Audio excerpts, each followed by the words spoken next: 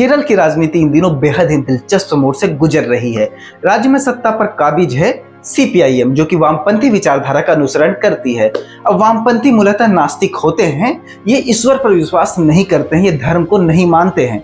और इस विचारधारा के जनक कार्ल मार्क्स ने तो यहाँ तक कहा है कि धर्म एक अफीम है जिसके नशे में लोग खो जाते हैं। लेकिन हैरानी की बात यह है कि यही वामपंथी नास्तिक सरकार अब केरल में भगवान अयप्पा सम्मेलन कर रही है और इस सम्मेलन में बड़ी संख्या में इस नास्तिक सरकार ने धर्म गुरुओं, पंडित पुरोहितों को आमंत्रित भी किया है। लेकिन क्या आपको पता है कि इस धार्मिक सम्मेलन का विरोध कौन कर रहा है?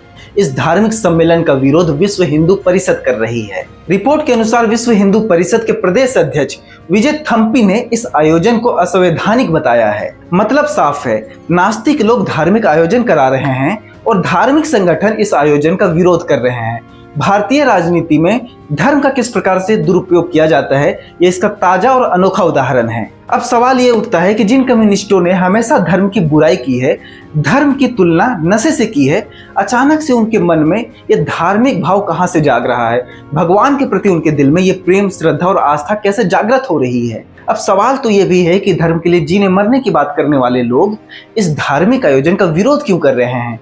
इन दोनों सवालों के जवाब जानते हैं आज इस वीडियो में। इसका जवाब केरल की बदलती हुई राजनीति में छिपा हुआ है। दरअसल 2018 में सबरीमाला मंदिर विवाद हुआ था और यही विवाद इस राजनीति के केंद्र में है। 2018 में सुप्रीम कोर्ट ने यह फैसला सुनाया था कि सबरीमाला मंदिर में किसी भी महिला का प्रवेश निषेध नहीं होगा, सभी उम्र की महिलाएं मंदिर में प्रवेश कर सकती हैं।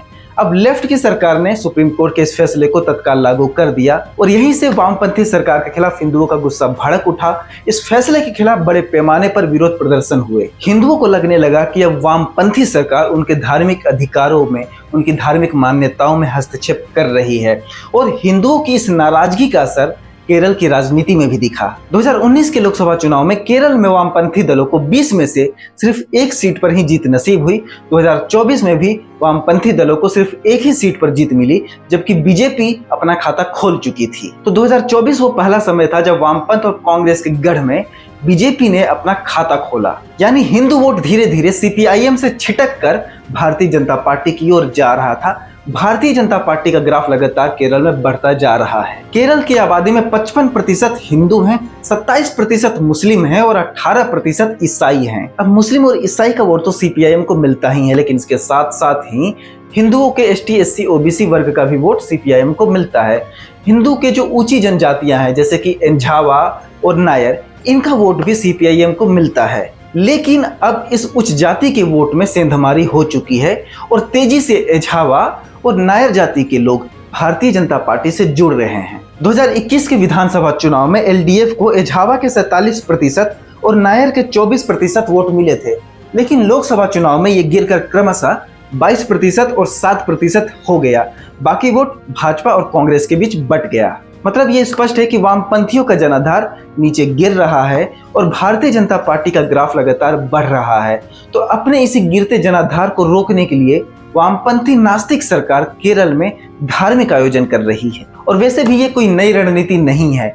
पिछले साल तमिलनाडु में डीएमके ने, जो वामपंथी और नास्तिक विचारधारा को फॉलो करती है, उसने भी एक धार्मिक आयोजन कराया था। डीएमके ने पिछले साल तमिलनाडु में अंतर्राष्ट्रीय मुरुगन भक्त सम्मेलन आयोजित किया था ताकि भारतीय जनता पार्टी के हिंदू विरोधी आरोपों को खारिज कर सके और डीएमके इस रणनीति में काफी हद तक सफल भी हुई। अब केरल की वामपंथी सरकार भी डीएमके के मॉडल की नकल कर रही है और इसके उद्घाटन समारोह में डीएमके चीफ और तमिलनाडु के मुख्यमंत्री एमके स्टालिन को भी उन्होंने बुलाया है। अब इस सभी मामलों पर कांग्रेस नेता वीडी सतीसन ने वामपंथियों पर तीखा तंज कसा है। उन्होंने सवाल किया है कि कम्युनिस्टों के दिल में अचानक से भगवान अयप्पा के लिए ये प्रेम और श्रद्धा का भाव कैसे प्रकट हो गया। उनका कहना है कि ये आयोजन केवल सीपीएम कार्यकर्ताओं को मंदिर में दोबारा प्रवेश दिलाने की कोशिश है और वो इसका विरोध करेंगे। अब ये तो स्पष्ट है कि वामपंथी पार्टियां खुद से दूर जाते हिंदुओं को वापस अपनी ओर खींचने के लिए अपनी विचारधारा के विपरीत जाकर धार्मिक आयोजन कर रही है। अब हिंदू संगठनों को भी ये लग रहा है कि कहीं सीपीआईएम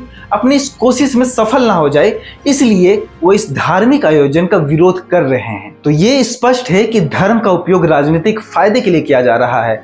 अब ये हम पर और आप पर डिपेंड करता है कि हम अपना उपयोग, अपने धर्म का उपयोग राजनीति के लिए होने देते हैं या नहीं। सवाल यही है कि हम नागरिक धर्म और राजनीति के इस खेल में कहां खड़े हैं।